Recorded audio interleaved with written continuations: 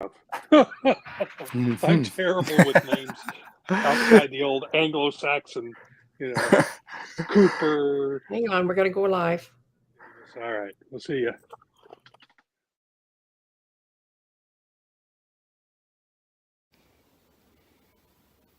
Hey, yo, it's me, Pops Van Marmalade, and you're watching the Comics-Related Madness Network. Uh-huh. So come get some. CromCon. CromCon.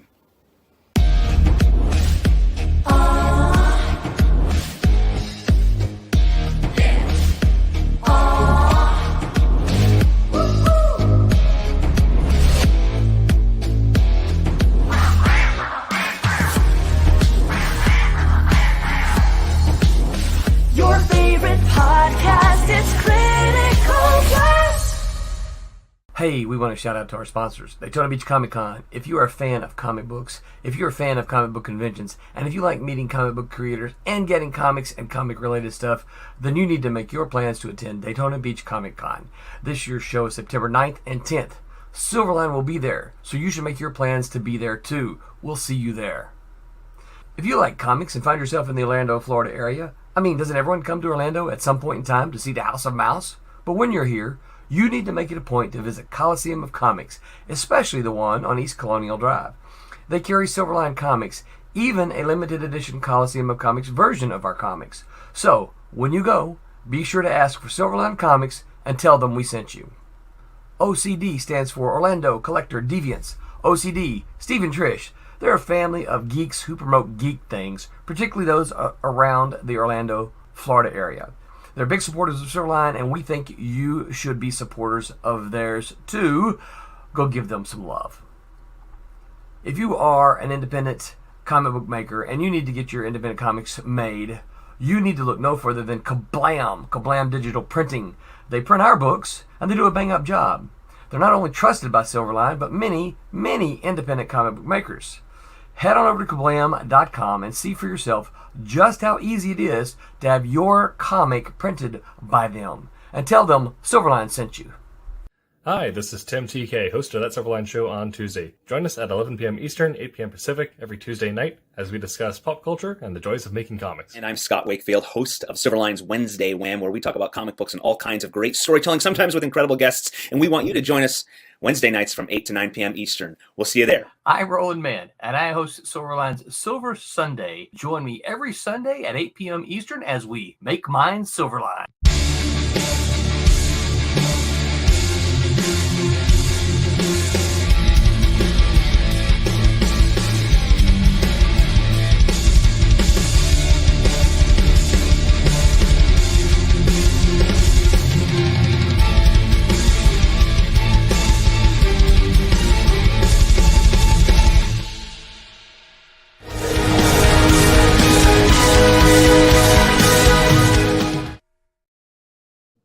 Welcome, Silverliners. I think some of you probably caught a few seconds of our chatter before I managed to push the button. That's okay. I was looking for it. I lost it. And all of a sudden, I couldn't find it. So we were just chattering away. I think we were live. But, well. Lovely. I'm glad we didn't say anything bad. No bleeping. Yes, no bleeping. I want everybody to welcome Martin Mertonen tonight. He's going to help us out with our subject.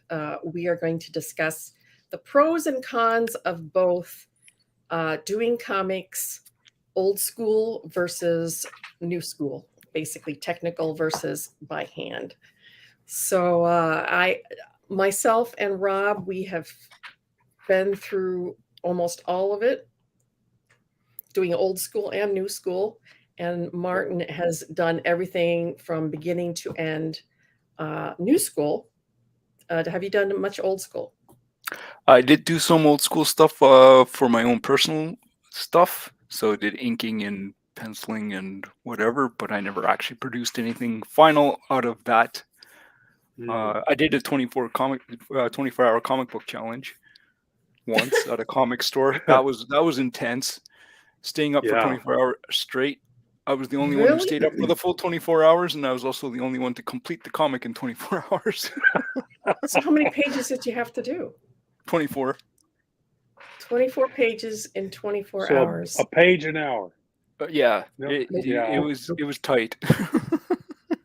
By the end, your pages started having lots of white space. Or else No lots of doubt. black space, or all splash pages. Yeah, no, it ended up just being lots of white space. It Yep. ended up being a pretty funny comic, but I've actually done a couple of comics that were nothing but splash pages, and I think I felt cheated. And even though I was the one working on them, I felt cheated. But Well, actually, what's his name? Eric Larson, who did Savage Striking. yes, He did that for one issue, just to see what would happen. It was very interesting because it moved the story really fast. Now that said, who is it? Frank Miller, also in one of his Sin Cities, the Christmas one, also was almost like almost a splash page per page. Now, there's a style that could probably be done 24 in 24 hours because he has very powerful but simple panels. Yeah. Maybe, but apparently he draws the snot out of the pages, so it takes him forever anyways. Yeah, he does a lot of basic work before he gets to that black and white version, from what I've heard. And he's constantly revising and revising and revising. Yeah, you got to stop at some point. Hi, Pops. Hey, Pops. Glad to see you here. And we have Vic, who is a regular. And David, who we had on last week. Now, is Vic the young guy who's been doing some pages? Yes. Right. Vic, I owe you some commentary, just so you know. I started doing some stuff for him, but time has run away on me. But I have been, I have his PDFs, and I'm gonna send him some feedback. I've looked at some of his work too, and I've given him some critique as well. I think there's several of us Silverliners who have done that for him. Hopefully, we can oots him along here and get him. Yeah, we're a friendly crew, we're all about helping people. Hi, absolutely. Tommy. Hey, Tommy. Floramonte. It's a Floramonte flyby. Okay, our evening is made. You could just jump on, Tommy, because we're talking old school versus new school, and I know you've done he both. Would be right there with us, wouldn't he? You would be a good person to talk about this. Pop says Thor 380 is a book full of splash pages.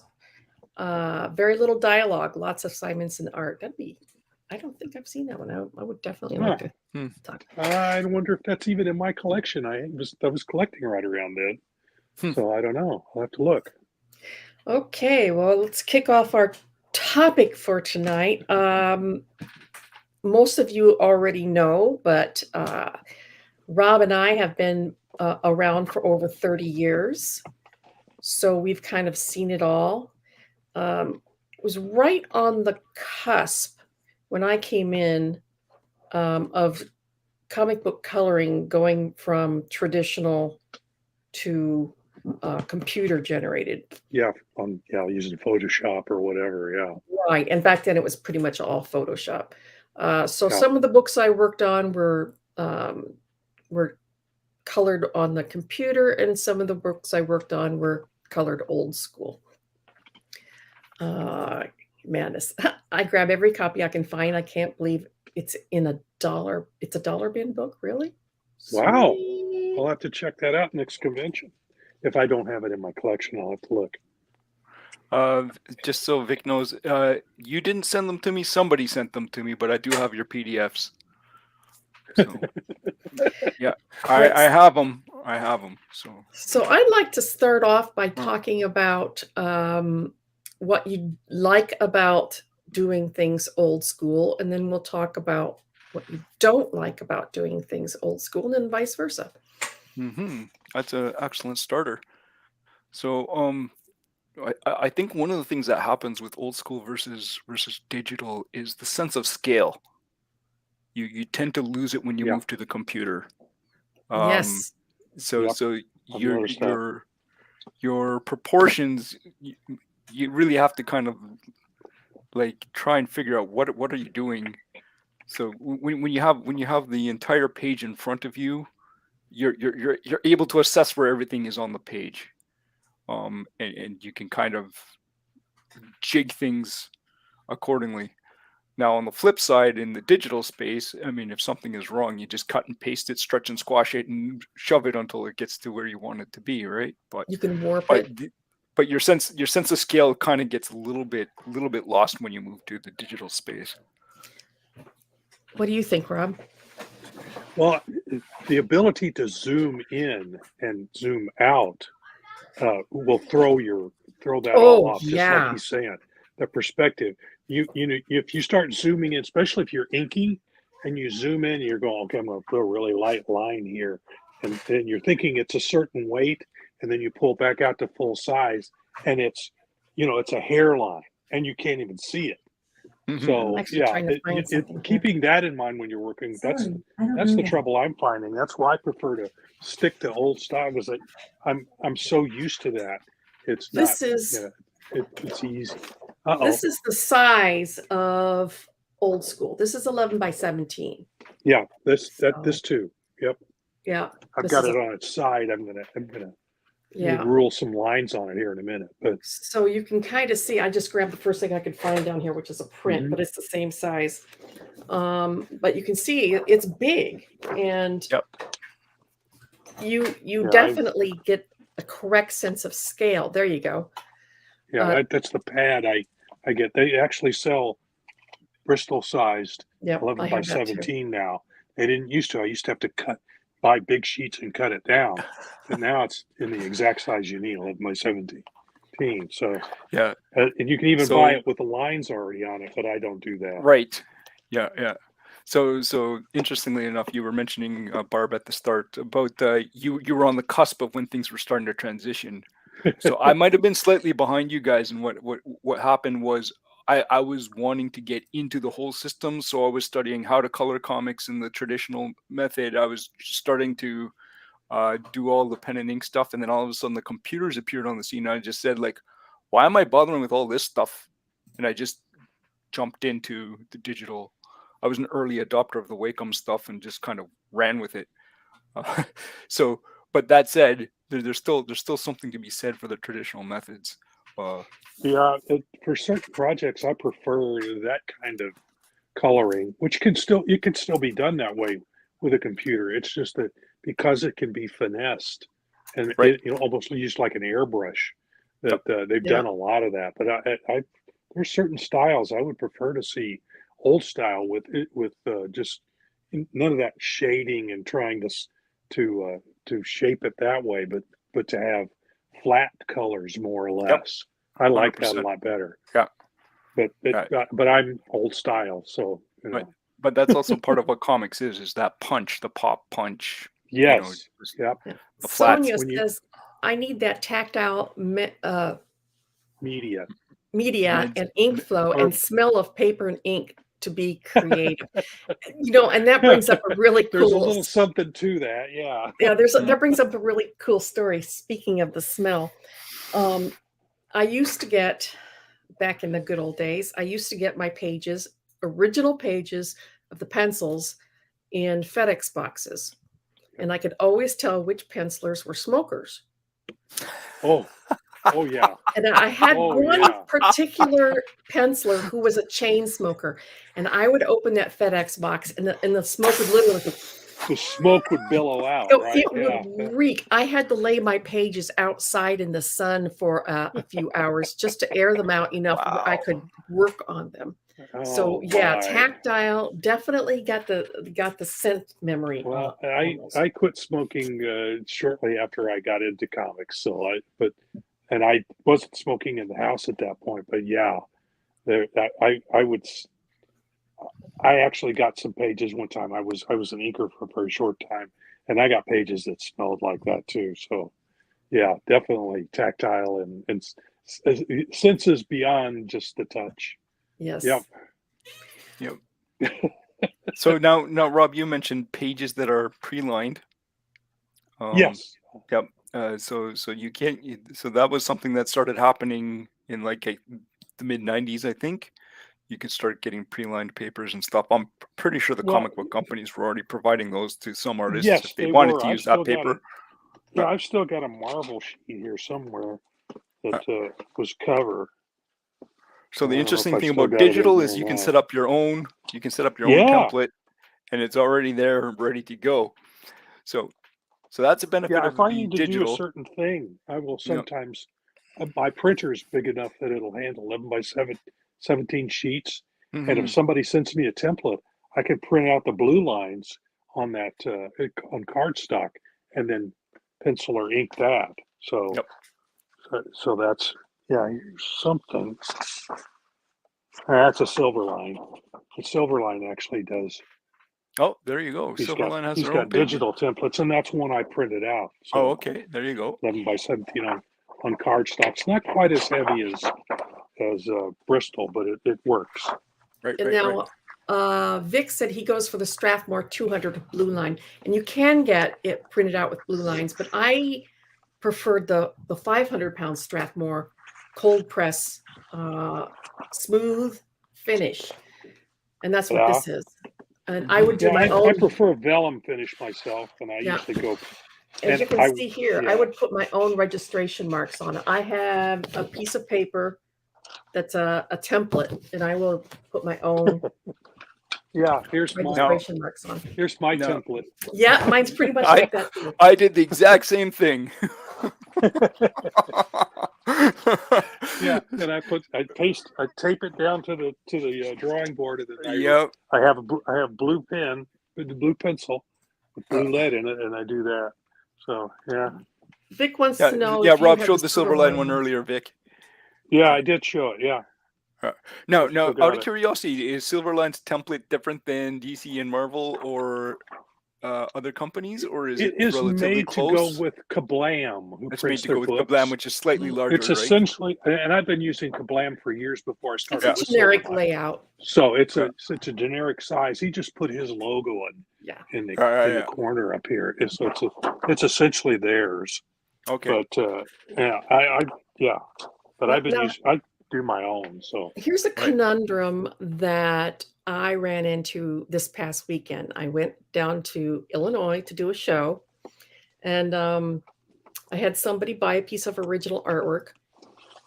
And he told me that he didn't like to buy inks over blue lines because really, he didn't consider that to be completely original because it wasn't the original pencils. And I'm going, well, once you ink the original pencils, you erase whatever's left over. So all you're getting is the ink. He says, I realize that, but it's just the fact that the penciler touched the page. But what if the penciler penciled in blue line? yeah, because I've done that. I've penciled in blue line. I don't anymore because it's the blue lead that I use is very waxy, and the ink won't stick to it. Yeah. Yeah, He I was- remember Yeah. that. Yep. Yeah, He was complaining about me printing out the blue lines from the Oh. original pencils and then inking over that. He doesn't consider that completely. He still bought the piece, but he didn't consider that to be 100% original because the original penciler didn't touch that page.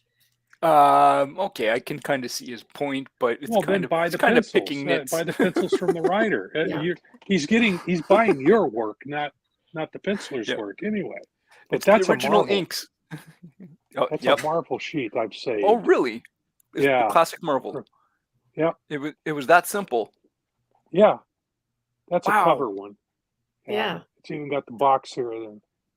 Well, I remember buying the Marvel had a book that they put out in Yeah, for How to draw the Marvel way? Marvel. No, yeah, not how Marvel to draw the Tryout not book. no, not how to draw Not the even Marvel way. that? They put out a book. It was kind of like it was almost like a it was a full. It was It their was 11 tryout by book. 17. It was a tryout book. Yeah, And I had and that I too. bought that, but it was a little bit more. I'm little bit never more showing fancy. those pages to anybody. They were horrible. This is from the Bible Story Times, Rob. He's not that Yeah, old. I Come remember on. that. I remember that. So yeah.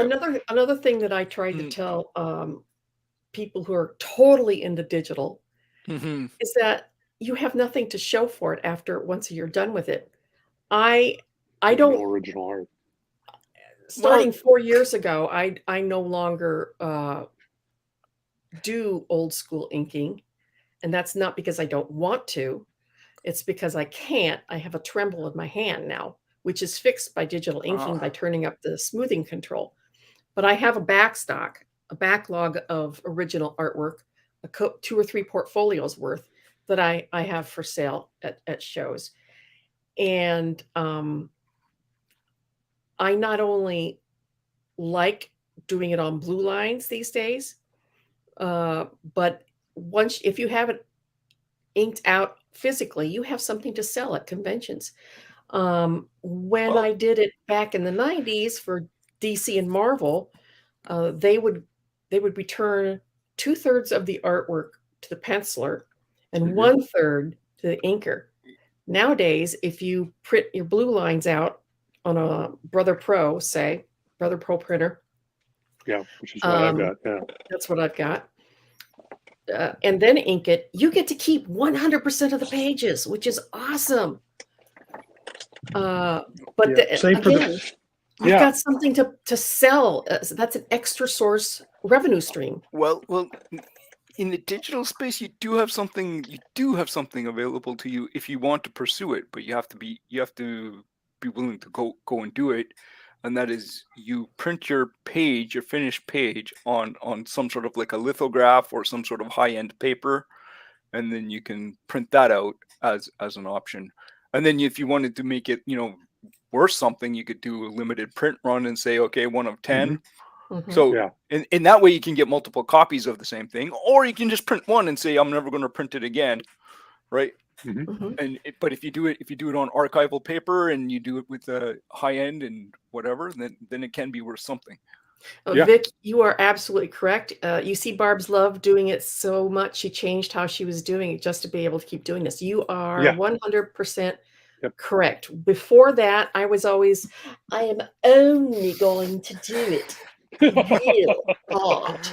Yeah, I will but, only do real art or I won't do it at all. Yeah, well, that lasted until about the time that I developed an essential tremor. And then I'm like, wait, necessity is the mother of digital's not invention. so Yeah. bad after all. All And right. I'm Well, really enjoying it. Yeah, This- and I'm trying to keep myself from, carpal tunnel and whatever by wearing, pressure gloves when I work. Is that what those Because are? I do get I get some cramping if I don't wear these. So, You can but barely yeah, tell. You can barely. You would have to be real up close to see this tremor, but it is enough that I Yeah. can tell in my work. Most people wouldn't be able to even see the difference, but I can see the difference. And if it's not perfect, I'm not putting it out. and it's not going to so- get better with age either. So So yeah. this is where you need to adjust though, and what you do is you need to kind of say, okay, well these are my limitations, and then just be bold about it. Oh At least yeah, that's like my Charles view. Schultz. But- Like Charles Sure. Schultz did. Yeah. Mhm. Yep. And just accept it, and then but be bold. Don't shy. Don't be shy. So then that way you can compensate. Well, that's So- true. I could learn to be more organic, but my anal little heart just shrieks at that. Now this brings up a very interesting point about digital with inking, one versus the old school method, and that is the element of adding the what's the word I'm looking for, getting that kind of feathered edge, or that little bit of like the dry brush feeling. Yeah. It's hard to come by in digital sources. Now, if you have something like There Corel are Painter, brushes that simulate that, but aren't quite the same. exactly. Yeah. So you Have can you you seen can get my pretty close inking? in the Painter, but it's still not quite there, right? And if you do that in Clip Studio, you can go and find brushes that are kind of there, but again, it's still not the same. There's just that little edge that's slightly different. So yeah. Yeah, so digital That too. if you want crisp, if you want super crisp, sharp inks, digital is the way to go. You get absolutely spectacular crisp art. But if you want, and if you really want crisp art, then you use Illustrator for that, because of the Yeah. vector lines. But if Mhm. you want that little bit of softness in there, and you want that little bit more ragged and more organic feel, A little more then organic. definitely going the traditional route is the way to go. Yeah. That's There why I are still do it that way. brushes. There are brushes in Procreate that's called dry brushes and Yeah. Mhm. a bleeding nib. Bleeding Yep. nib. I have a bleeding nib brush.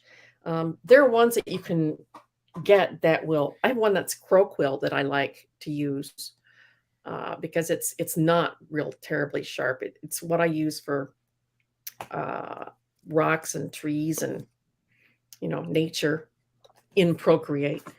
I really do like Procreate. I was I was at I was 60 or over when I finally switched over to doing digital artwork. And I was too old, at least to me, I was too old to learn Photoshop. I tried and I couldn't understand it at all. It was like Yeah, it's tough. way over Yeah. my head.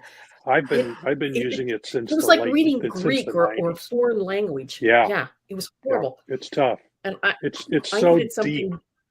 It's so deep. It can be. And Yeah.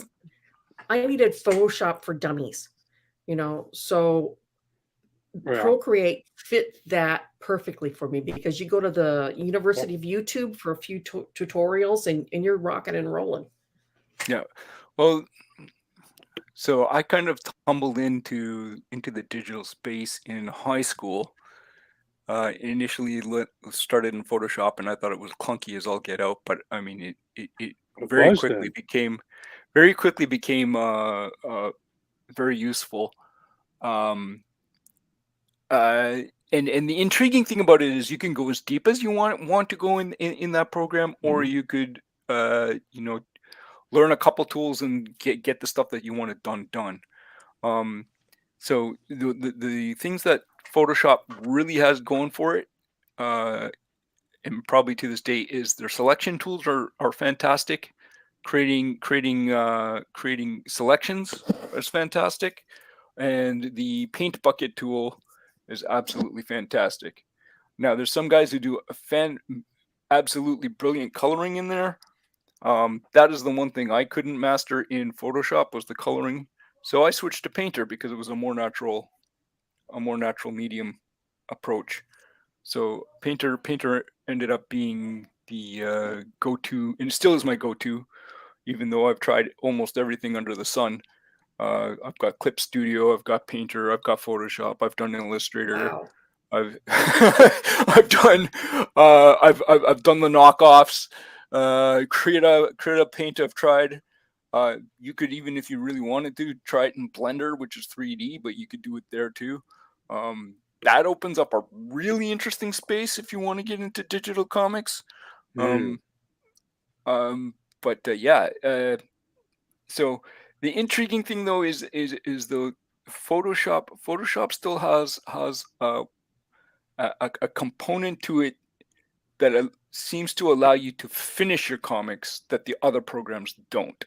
I don't know how to explain it, but there's always like this little touch up that you need to do. So you import it into Photoshop, do that final touch up, and then you save it out. I know what you're I talking have about. done Yeah. that. I have done that where I've inked it in old school. And yes, Steve,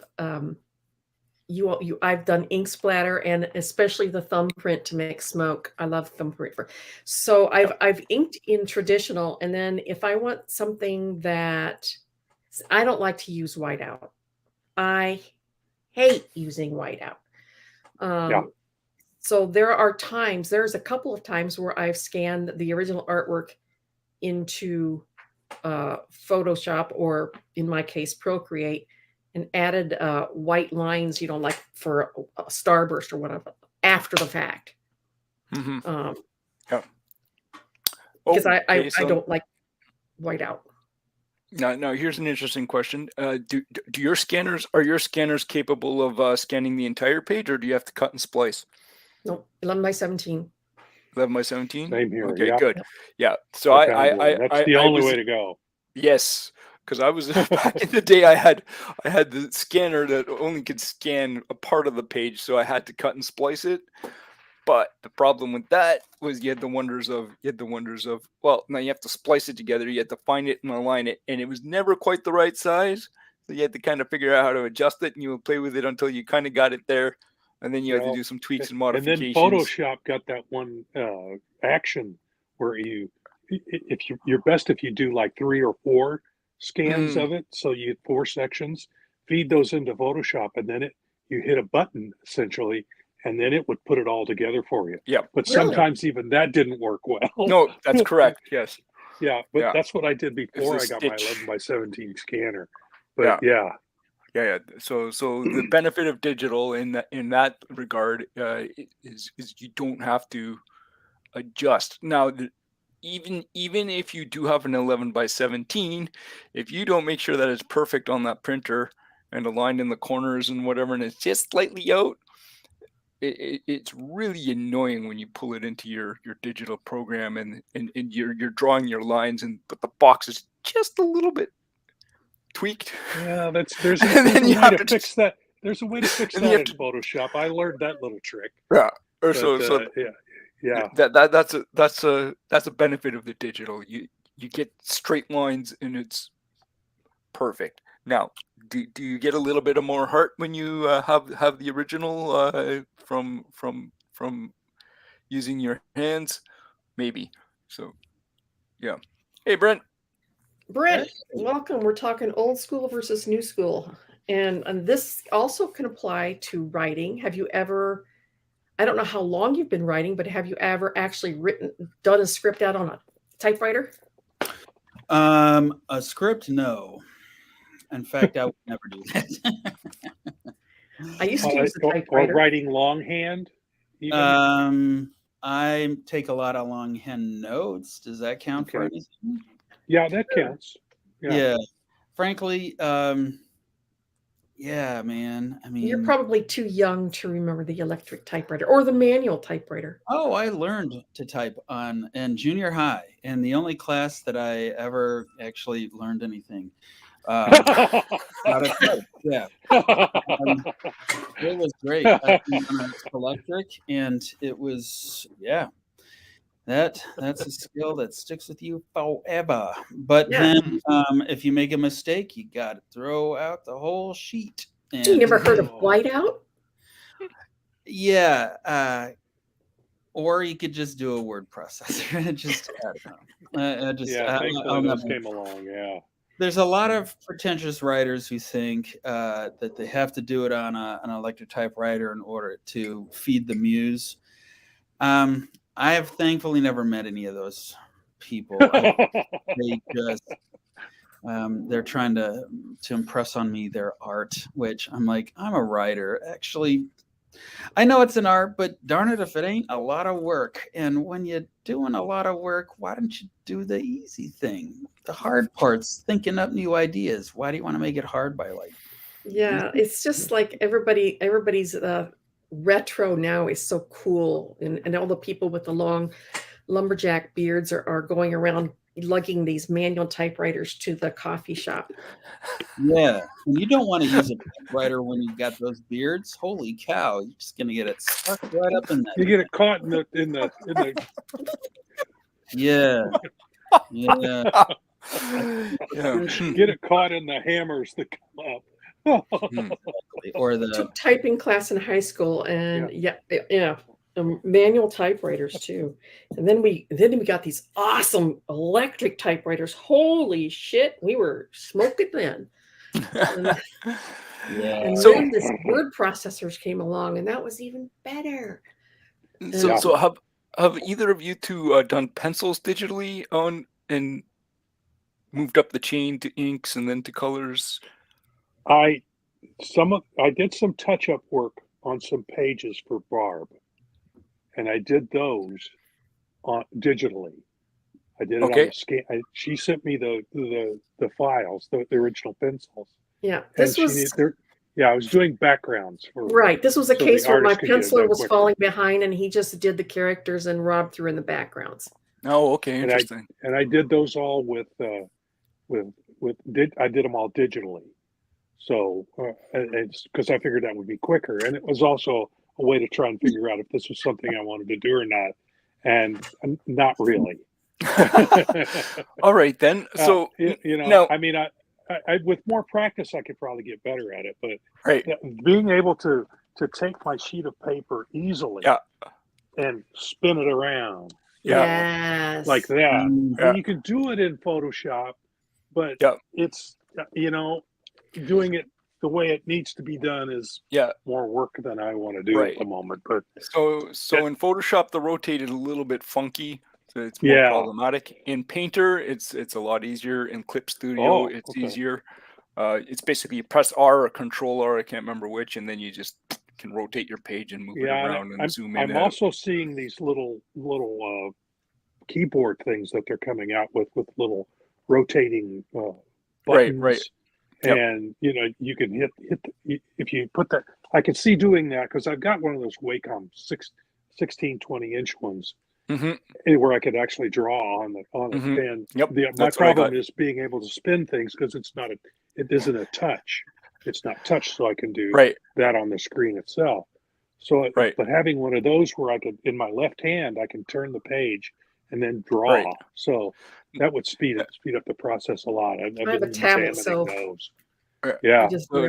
Tablet's a whole different deal. So I have the 16 by 20 screen, but it's also on a swivel, so you could technically, if you wanted to, rotate it by hand. Well, there is that. Yeah, and I've got mine on an arm. I'll have to. I don't think it spins, but I can raise it and lower it and put it. I use it as a second monitor when I'm not drawing on it. Steve, that spin around while inking. Yes, I get that. I need to do the same. I've always spun my pages when working old school, always. And I also inked backwards. They actually did an article on this on me in the 90s, and that most traditional inkers would work top to bottom, or the top left corner down to the bottom right. Backwards. I worked from the bottom right to the top left. Wow. Interesting. Because I don't smear my pencils that way.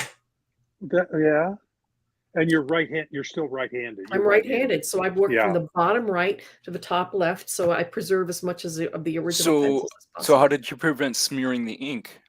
Well, I worked on 3 pages at once, so I would constantly be okay. So you would jump over and then let it dry, and then you would 2 or 3 pages at the same time. So I was very paranoid about smearing the pencils. Right. So they did a whole article on that about how I did things backwards. I'm like, go ahead. Oh, I was just going to say, so a tip for you young guys out there, if you're inking, what Barb is doing is a very good process, because what ends up happening is your flow ends up becoming consistent across all the pages, because what you're doing is you're kind of starting in one place, and then you're moving, and then you're moving, and then you're moving. So some people like to actually start in the middle of the book and then go both ways, and then by the time you get the start of the I know, but so some people do that. Some people do that because what ends up happening when they get to the first page, then their inking has become really, really good, and the last page is really, really good. So the first thing you remember and the last thing you remember is the good inks. The way Barb is doing it, your kinks get worked out as you spread out over the pages, so it becomes more consistent. So now I have a comic book that I did full throttle from end to end. Would you guys like to see samples of that? Yes, please. How do we show that to everyone? Do you have the ability to share screen? Is that the present button? Present. Yeah, it's present. Like, give us a present. Share screen. Screen sharing is easiest with 2 monitors. All right. Okay. Sure. Yay, Tommy. Share screen. Yep. Agreed, Tommy. That's why I speeded up. Can you guys see my tremendously screen? going digital, because I wasn't so. Barb has to bring it up, right? Don't you have to? No. Well, yeah. I guess so. Yeah. All right. Well, I don't see the other screen to share, though. You don't see Okay. it? No. Huh. What do I need to do? Stream this to your audience? Is that what I want Yeah. to click on? Oh, do you Or have allow it? allow StreamYard. Okay. What do I want to do? Oh, so select window or screen. So I just select which program I want to show. Yeah, which window you have up? Okay. Mhm. All right. There we Do go. we see all right. So this was the comic I worked on. Of all things, this was for a hospital. And it was about stopping viruses. Go figure. This was before pandemic era. No kidding. So this was what we ended up with. So this is from start to finish, all digital. Everything with the Wow. pencils, the inks, the colors, the layout, design, everything. This is all digital. So, but as you can see, you can get this kind of like watercolor look. So that was applied. Yeah, you And get some graduated tones in there, but it looks organic. Yeah. Yep. And then you Oh, got and the even inks. wow, even some of the splotchiness of the watercolor in the background. That's Yep. So incredible. yeah, That's so Painter? that's Painter. That's correct. Yeah, okay. So, I've been so you struggling with my watercolor brushes. I just can't Yeah. get them to look Yeah. right. yeah. So I still do it old style. all right. So now if I switch over to here, are you guys able to see that, or do I have to select a different program? Yeah, just whatever you got in that window, just you could change it to something else, I guess. Okay. I Right? will change it. Okay. You are sharing another application. Stop sharing. Okay, so share the new one. Yeah, I'm looking for the share button here. I'm sorry. This is the first time I've been using StreamYard. Stop Doing sharing. better than I would. Oops. Okay. Let's do present again. Share screen. All right. I do apologize for this. And let's see. Allow. Hey, we're live. Yeah, there we go. Okay. I'm just gonna fill in this background here so you guys get the full picture of what's going on. There we go. All right. So here's this was again Painter, and this was the pencils. So obviously I had the script, and the script was given to me by the writer. This was actually the writer's project. He approached the hospital and said, "Hey, I'd like to do this," and the hospital said, "Go ahead." And so he produced a script, and I read his script, and his script said, well, the mother is taking care of her daughter, and the daughter then has a nightmare with the viruses and the bugs chasing her. And then this was at the time when the television show Heroes came out. So he wanted like the main character to kind of look like that main character from Heroes. And this is what we got going on. So that's the pencils. So we do that on one layer. So this is the layer with the pencils. And then we do the inks, which we do on top of the pencils. And we come up with something like this. Right? And of course we make our little adjustments and stuff. Try and make it, Yeah. Looks like David Tennant. Yeah, something like that. Except he ends up being an Indian, East Indian David Tennant. And then we take off the pencils and we throw on the colors. There. Boom. And we end up with this. La la. Very nice. Right. And so then I didn't line it in here. I did keeping in the digital spirit of things. Then I took it over to Illustrator. And when I took it to Illustrator, then I added all the lines that were needed. And this big white space was needed for additional content that got put in there, which was drawn in Illustrator. So pencils and layout were done in digital. Then inks were done in digital. Colors were done in digital. The final layout stuff lettering is done in digital. How do you do your lettering? Do you do it layovers with white layovers, or do you do the balloons right on the work and then just erase what's underneath? I will show you that. Are you guys seeing the Illustrator here, or are you seeing still the Corel Painter stuff. The Corel Painter stuff. So, Painter, Okay. yeah. All right. So where is the? so you need to stop streaming that. So I got to stop sharing. So every single time I have to do. Okay. Yep. Share screen. Window or screen, and let's go to.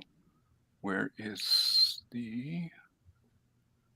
Here, Adobe Illustrator. All right. Allow. All right. So I learned how to do the lettering stuff with the balloons and all that through Scott McCloud's wonderful book, or Ooh. Scott McCloud's book, or Scott McCloud has an online tutorial for this. And he had a really nifty trick, which was really cool, which is on the layers, if I can find the layers. It's been such a long time since I've used this program, so I do apologize. Where? Okay, let's go window layers or view. Nope, window layers. Oh, there we go. That's why I can't find the layers. All right, here, balloons. All right, cancel. So what you can do for your balloons is if you click this little round button here and shift click, or I think it's shift click, you notice over here, you end up having this this little appearance palette. Yeah. And what you can do is you can set that up that these balloons and tails will automatically join together without having to do joins and stuff. And erase the little lines between the tail and the word balloon. Yeah. So see how I pulled that out? Huh. All right. So you can see that the outline is already there and the outline is here. But then if I take this and I just slide it back in, oops, let's do it like this. Slide it back in. Ta-da! So then you just need to just shape stuff the way you want it to shape. So you grab your ellipse tool. Oops, cancel. Brent, have you ever thought about lettering your own books? A little bit. I don't actually know if I have the computer for it, but I'd love to learn because I do it a completely different way. I do mine in layers. Yeah, me too. Yeah. So this is on a layer. So the balloon is on a layer, or on the layers. Sorry, I need to put that on the right layer there. What program are you using? So this is Illustrator. Okay. Yeah. So which is what I use. Yeah. So if you look up the Scott McCloud tutorial, he explains exactly how to do it. So it's a matter of using this appearance thing. You're clicking on this thing here, and then you need to. What do? You need to make sure that your stroke. You add a stroke. Got a stroke on it. Yeah. You add a stroke, and then you pull it down. You grab this here, and you pull it all the way down here. All right, down to the bottom underneath the contents. You pull it there, and there's the fill. And now if I add in the pen tool, and I add a shape here with a fill. Where is my fill? Let's throw that white in. Okay, and so you don't have to put the fill on the actual thing because it's the stroke. Now this should have applied to the entire layer. I'm not sure why it's not applying to the entire layer. Let's see if I can. Yeah, for some reason it is not. But when it applies to the entire layer, then you can just have that wonderful ability of. I think I joined. Pulling a piece off, and then it actually joins and connects. And then it just exactly, and it just joins and connects, and then you can just do. So then, if you want to shape your balloons, like Scott McCloud suggests that you make these a little square. You click on these little things till you see the white. Bezier curves. You're working in Bezier curves. Working with the Bezier I'm not sure curves. that's how you pronounce it, but I believe it's Bezier. So if you can see that all of these are now white, and they're all sticking out, and you hit the scale key, and then you just hold the shift key, hold the shift key down. No. And of course, my demo is completely going to pot. Of course, that happens when you're doing stuff Yeah, live, you have to right? click on the if you click on this on the edge Yep. and So, then it brings up the little Yep. You got to make sure holes. they're Yeah. all white. Uh-huh. Now, do you type the text out in boxes beforehand and then insert, or how do you put the words in? I will show that in 1 second if I can get this to work. Hang on. So you can change the shape of it. Yeah. Come on, please don't screw up. Try right clicking it. Okay, I got it. Okay, scale. Anyways, you can end up scaling your thing somehow. I made a wonderful balloon there. I ended up scaling that's the page too. I love That was balloon. really That's good. great. Okay, so anyways, Cool. right. Okay, so for text in Illustrator, you got the text tool here, and you click here, and you can just type. Let's actually get the comic book font here. That's pretty much what I do in Procreate, and then I make the balloon fit. Yep. Yeah. That is a startlingly compelling superhero name. Startlingly Nah. type font. Okay, let's see. So, okay, select that. Select this. Select this. There we go. Okay, I got this. All right. So then, usually I put the balloon in first, and then I take this, and then I will shape it like so. I usually have this 99% of the time or 98% of the time it'll be centered text. Here's your paragraph. You will have it centered. Then you choose your different settings that you want, your spacing and all that stuff, and whatever. And then you just type in, Do you have a warping tool on the balloons? Like I can warp the balloons to shape them a bit better on Procreate. You use the Bezier curve for handles to stretch it and change the size and the shape of it. Okay, now another way to do it is to create them with the pen tool. You create you click a spot and you move over and you click another one and draw down to make a curve, and then you click your next spot and so on around. To create a balloon. So you can create, other than just an oval, you can create all kinds of different shapes. Yeah, right. That's how I make like the thought balloons that look like clouds, with the little. Okay, I see. So what I was trying to do here is I was trying to get that this balloon to allow me to have these handles here so that I could. I believe I'm going to try it again here. Click on the stroke. Oh, there we go. Yeah. There we go. Can you see how it's the shape is changing there a little bit? Mm-hmm. Okay, so in order to change it a little bit, you can do this, and then you can have something like that, right? Which is a little bit more organic. Now, a tool in Illustrator is you can take the pencil tool, and then you can also do this kind of a thing, and now your shape. You can change your shape like that. Oh yeah, there you go. Right. Yeah. So you can do this kind of stuff, right? But that's Illustrator. I do not know if you can do that in Clip Studio. Now you need to change that word that says "I'm going to puke" and then put a line over to her, because that's what that balloon looks like it should be. And she's covering her mouth. Yeah. Okay. Yeah, or I have become one of the undead or something. Yeah, I actually make my balloons in 3 layers. Yeah. I put the text in, then I'll make the oval, and then I'll copy that oval and with the stroke on it, and then put another one on top of that, still underneath.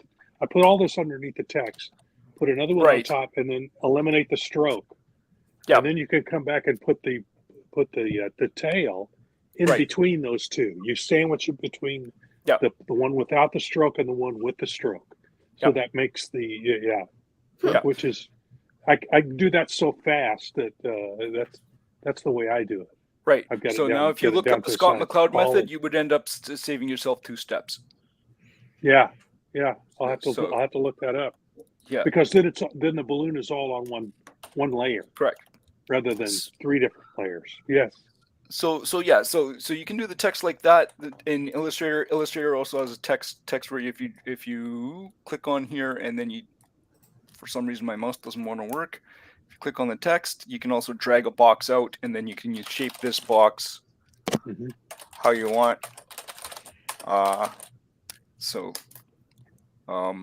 Yeah, so you can do that. Now I really like Illustrator's typing tools. I've gotten very used to them. I'm trying to figure out Clip Studio Paint. It works, but it's much clunkier. But the thing about Clip Studio Paint is the entire process can be done in one place. Illustrator, you could technically do your comic from scratch, but it's missing the organic element. So right? how many programs did you just go through there? Showing us that entire, you used 3 different programs. So okay, so for this program, for this particular comic, I ended up using Corel Painter for the pencils, inks, and colors. I used Illustrator for the text and. Whoop! Oh, We so- lost Martin. Help! Come back. I want to know what the third one was. Martin. Hello. Oh no, we lost Martin. We lost him. Well, in the meantime, I was going to show how you do it old style. Somebody play the Monty Python intermission music. Yes, You use- yes. Go you ahead, use it- Rob, and show old self. Ames guide, Ames lettering guide, and you set it. It's got a little bunch of different settings down here at the bottom. It's hard to see, but there's a bunch of settings here, and you turn this dial like that to get to those settings. Let me set it back where it was, and then each one of these holes on this corresponds to a line that you put on the paper. So Did you see the message, Barb? Yeah. There he is. Sorry about There he that. is. Yay! yeah, That's all right. we're What showing did them you guys old hear? style now. He's What did showing you guys old hear? school. style. Yeah. So So I I don't used know No. if we can- I used Corel Yeah. Painter for pencils, inks, and colors. I used Illustrator for lettering and for lettering and word balloons. I used InDesign to end up creating the print ready publication. So I used 3 programs there. Oh, there's the classic lines. Mhm. Yep. Yeah. Put those in, and then you go back. Now, Vic, And you're watching him yeah. do this, right? So, but the thing is, you need to have really good handwriting, and if you want to, there are several ink letterers online that are absolutely amazing that I've worked with over the years. You need to study their styles. Now, I put stuff in pencil first. All right. So now here's an interesting thing about digital versus digital versus print when it comes to digital versus classic when it comes to lettering. When you have the old school method of lettering incorporated into the comic, you take into account where the word balloons are going to go, and the art ends up needing to be accommodating to the words Right. that need to be put in. When you don't have the letters done in a classic fashion, sometimes the illustrator doesn't necessarily take into account the words that are going to be on the page or where the balloons are going to go, and then they fill up the entire page and give you no space to put words, and you have to become extremely creative in how you place your letters into the word balloons and placement on the page to try and figure out how do you not cover up the beautiful art that the person put on the page, and then sometimes you have to go and request from the editor or the writer, can we chop a couple words out of your dialogue, because like if we keep it all. There. That's really cool. Let's hang on just a second. Whoop. Yep. Oh, did you just kick there Rob? we go. Oh, there Nope, we go. I got him. They're There. beautiful. The best letterers use an Ames guide. Very good. And you forgot your apostrophe.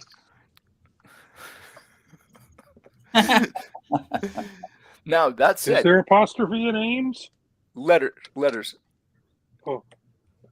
Your what was your first line? The best letterers use an letterers. Ames guide. Wouldn't it be apostrophe s or no? No. It wouldn't. No, it wouldn't. Nope. I'm Sorry. My then- apologies. You're right. No, that's Because right. letterers plural. Right. So If it I would belonged to the then- letterer, then yes. templates. Lettering. Now, interestingly enough, Yeah. Rob did that extremely quickly, very, very quickly. Now you can do stuff fairly quickly in the digital with typing stuff out, but it can become really annoying when you start making, enter mistakes, and then you have to, change stuff back, and then you have to edit words because you did a typo, and then you did this. This needs to be bold. But Rob did that very, very quickly. Look at that. Bada bing, bada boom. Bada bing, bada And boom. then you just go and erase those we're lines. going to go way back here. I did actually letter a couple of Badger issues over Mike Barron. I inked and lettered him. And I did the lettering on the computer. And then I printed out the letters and then cut them out Pasted with an them X-Acto on, knife. yeah. And I had a waxer. Now this is real old school. Where I still have that sucker down under the house somewhere. Wow. You I heat never up the used one of wax. those. You heat up the wax, and you roll. It's a rolling doohickey with melted wax in it, and you roll it over the backside of your word balloon, and then you put it down on the paper, and then you use something like this, a dull instrument, and you burnish. You burnish the. Wow. Now That's old school, like Old cut school. and paste. Yeah, that's like Mhm. Gutenberg old school. Yeah. Man, that must have been tedious. Well, it had to be done back then. We didn't have I didn't have a computer that would have with a fancy program. This is way back when. And what was a letterer getting per page back then? For $5 a page? Something like that, yeah. So I inked and lettered it because we were trying. It was an independent book, so we were trying to keep the cost down. Yeah. No, wow. But that might have been like the longest part of the process, no? Oh, you get into a rhythm, where you do them out on the word processor, then you print them out and you ink the template around it, and then you cut it out, wax the back, put it down. French curves to make yeah. tails on balloons and to make odd shaped Oh, balloons. you have yes. Yeah. I have French curves. I have templates. Look at these Yeah. templates. I have all Wow, kinds of look at weird those. stuff in They're here. like- I've got a You can whole hold drawer it with your full. hand. How crazy. I have got probably 24 templates around here somewhere, from in all different sizes, all the way Yeah. down from like this big to about that big. And when I first tried to do lettering, I was an idiot and tried to use one of these, a Which is what? repeatograph. Okay. For any of you out there wanting to do lettering with A don't rapidograph. use a repeatograph.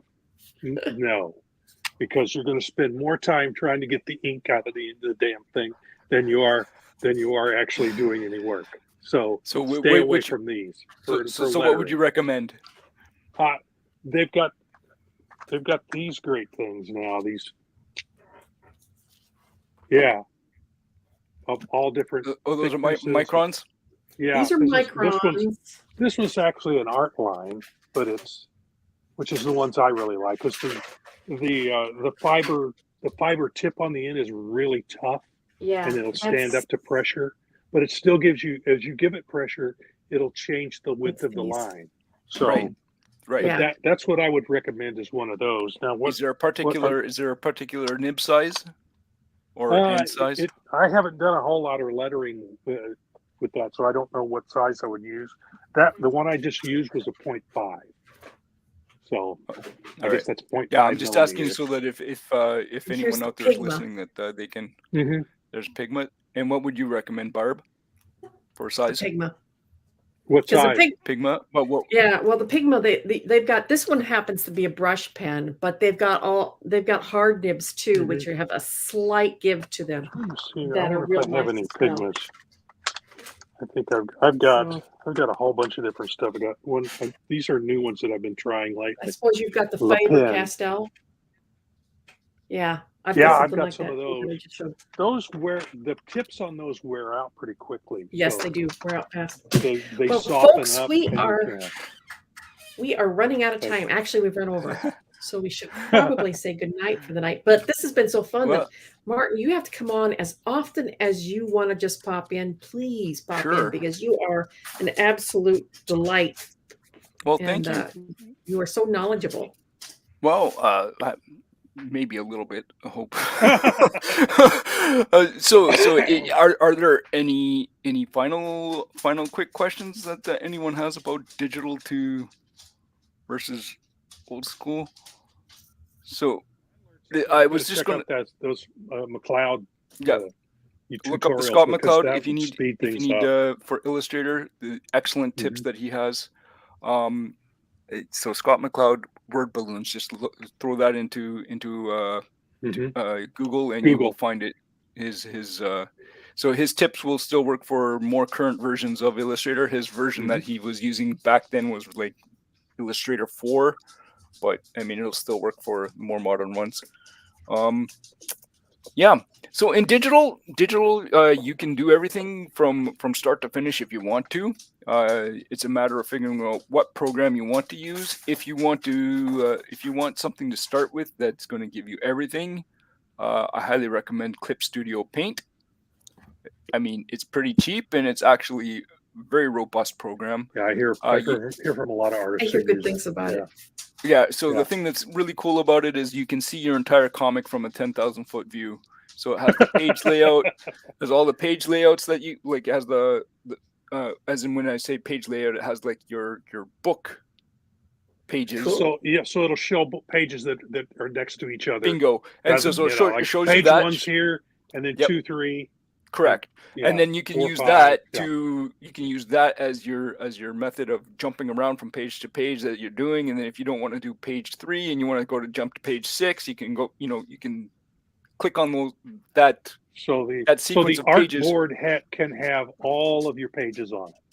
Right. Your artboard is Well, it's called. In Your Illustrator, display. it's an artboard. Yeah. So Rob, David says, what did you use for the tail? yeah. I just freehanded it, but usually what I'll do is I'll take one of those French curves and do it with that. Yeah. Because the French curve can give you, and then you just rotate it a little bit from the point, and it'll give you from a fine line to a wide up into the balloon. Yeah. That's a French curve right there. There's Yeah, all like that. there's all different kinds of French curves. I mean, I've got a package full of them right here, Yeah. all different shapes and sizes. I've got like 8 of But, them. So I now, have one. I don't know where it is. It's vanished on me. That I used an awful lot when I lettered it because it had all kinds of angles on it that I could use to make odd shaped balloons with. so I was just going to say that. Super black. Yeah. Yeah.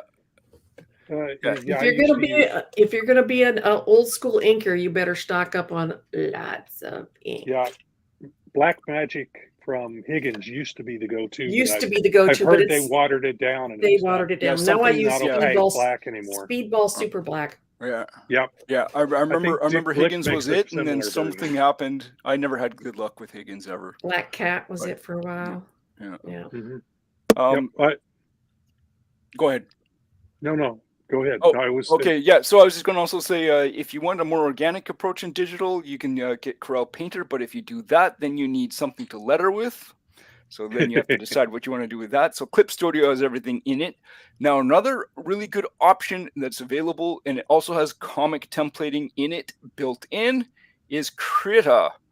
Krita is free, and it is like Painter, and it has comic templating built right in. It has I've comic never book stuff. even heard of it. Yeah, so Krita is a free Wow, that's- option, and it that's is the a first I've good heard of that. option.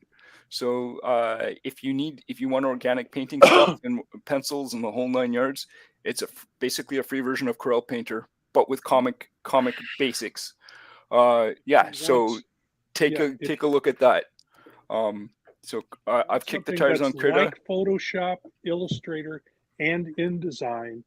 Affinity is creating versions of those, and then rather than the creative thing that you get from Adobe, where you have to rent the thing every year and you pay a monthly fee, you pay one fee and you own it. Yeah. So, and I'm starting to teach myself how to use that. It's got a steep. The bad thing is it's got a steep learning curve. Kind of like Photoshop is when you. I learned it back in the 90s, and they just added and added and added to Photoshop, and it's just gotten so deep. I've scratched the surface of what it'll do. Yeah. So but that's what I Affinity. do, I use it every day. So. Mm-hmm. Yeah. So Affinity Krita's a good Photo option. is like Photoshop. I'm sorry. So Krita is a good option, and then if you want letters, if you want fonts, if you want free fonts for your independent comics, check out Blambot. Blambot. That's where I got all mine. Yep. So and I've bought a few from CC. Yeah. I've also bought. I've bought many Blambot fonts. I love his stuff. They're excellent fonts. But he provides a lot of free ones that you can download. For if you're doing independent comics, comics, they're free. Yep. If you're doing big publisher stuff, you got to pay a well, fee then for he also has some fonts that are paid fonts that you just have to pay for anyway. But he provides a lot of free stuff. But if you also want some good fonts, who's the other guys that you mentioned at CC? Yeah, and I'm blanking on the name. I'm blanking on the one I get mine from too. Comic Craft, yes. Comic Craft Finally fonts came are to me. also fantastic fonts. They have an excellent variety of fonts, but all of those ones are paid. But the thing that they have that's really cool is they have a program that if you buy a font, they have two programs that are interesting. They have if you buy a font and they update the font, you get the update for free. And the second program that they have is once a year or maybe twice a year, but once a year in December or January, all their fonts are the same price. Well, they do it twice a year. They do a sale twice a year. Comic Craft does their sale is on the New Year's Eve. Right. And they'll charge everything's the price of the year of that's upcoming. So if it's 2024, every single font is $20.24. So and then when they have Comic-Con, they have a sale, which is I don't remember how much it was off this year, 30% or something like that. But that's another time to get them. Yeah. Right. Now, that sale just went off yesterday. Right. So Comic Craft fonts are generally a little more expensive than the Blambot ones. So if you're patient and wait, you can get really good deals in the new year. So that's if you want to do digital lettering. Yep. Now you could also do hand lettering in digital if you want to, but that's a whole different ball of wax. I just learned of a possibility of using Illustrator and this font something together to scan in your lettering and put it into Illustrator and do something with it, and then run it through this program. And wow! It creates so they have a new font thing that crazy. Yeah. That's their AI. I just read about it earlier today, so I don't know all the details. Wow. But there's things like that coming. So, of course, the program probably costs. I haven't looked at prices or anything. But still, if you want to create your own, which is what the guys at Comic Craft and Blambot do, is they've created their own, and they've used programs to take their handwritten fonts, digitize them, and then play with them, get kerning. And kerning is a whole other thing. but we could talk about. But it all that's so that the letters are spaced properly. You have to go through all that. It's Wow. a We're gonna have to do very a tedious whole little. podcast on lettering now. Yes, we Yeah. could easily, but yeah. Is it okay if I throw in an interesting story? Yeah, go ahead. Before we close out. Okay, I Yeah. do apologize if we're going over here. No, that's Okay. right. So We're allowed. So about a year ago, maybe 2 years ago, I can't remember when, fairly recently, Adobe put out a product that was supposed to help with the lettering with word balloons, and they put this product out there, but they got a huge backlash on it. But the whole idea was that you would be able to type up your script, and then you could import the script into the word balloons automatically, and they would be already in the word balloons. What? And yeah, and so Wow. this was a thing that they put out, but they got a huge backlash from the letterers of comics that they said, "What are you doing? You can't do this because you're losing the human touch and all this kind of stuff." Here's the fun part of this. I don't know. I'm not 100% sure, but I may have been the catalyst for that thing to actually have been created. Because a few years before that, or a couple of years before that, I had written to the Adobe tech team that was working on some stuff, and I said, I would love to have a tool where it does this, where I could take my script and stick it into the word balloon so I could have a starting point to get my word balloons off the ground and running it, and I don't have to do all the tedious stuff of typing it all out. It could already be And from the they script and just figured punked it onto out. the page.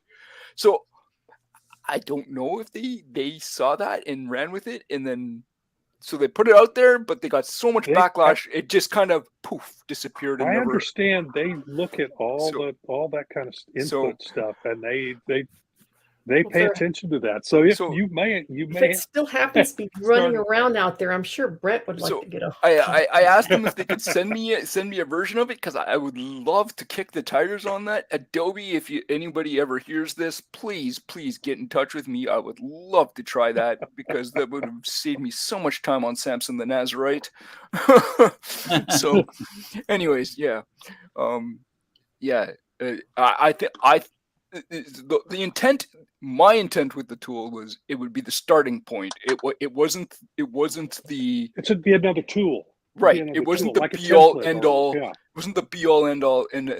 But the problem was the way they promoted it was this is the be all end all, and people misunderstood what they were trying to get at. Instead of seeing it as a tool that you could use to get started with your word balloon stuff, everyone saw it as, oh, it's going to be an automated thing that's going to kind of make things look unnatural. They're thinking like AI. Yeah. Everyone's worried about AI right now. So yeah. Anyways, that's my little. All right. And on that note, we are going to wrap it up for this week, but we are going to definitely have to have Martin back, because you're a very interesting person to talk to. Sure. All right. Before we run, can we see Rob's page? Can you show us that page? Working on? And which book is this? This is a book that I'm working on with Ron Fortier called Boston Bombers. Oh wow! And, yeah, those are breakdowns for gal's falling off a ladder over here. She's being caught in this panel, and yeah. Now, is that for Silverline or is that for someone else? I'm self-publishing this. Oh, okay. That's Airship. Well, it's actually I have my own self-publishing called Redbud Studios. Oh. And that's what that's for. Yeah. Very cool. Cool. Very nice. Yeah. But yeah, occasionally when we have a bunch of people in the room, I'll be working in the background, and I'll be working on stuff like that. So that's why it was available here today. I was going to put the panel mortars on, but we got in talking and stuff, and I'll do that after we're done. All right. Yes. And on that note, everybody, thank you for tuning in. I'm supposed to be a co-host. One of these days, I'm actually going to get a co-host. Right now, I've been hosting every week. So please, everybody, make mine Silverline.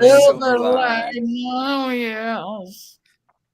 Hi, I'm Bill Black. I created FemForce. But you know what? Today, make mine Silverline.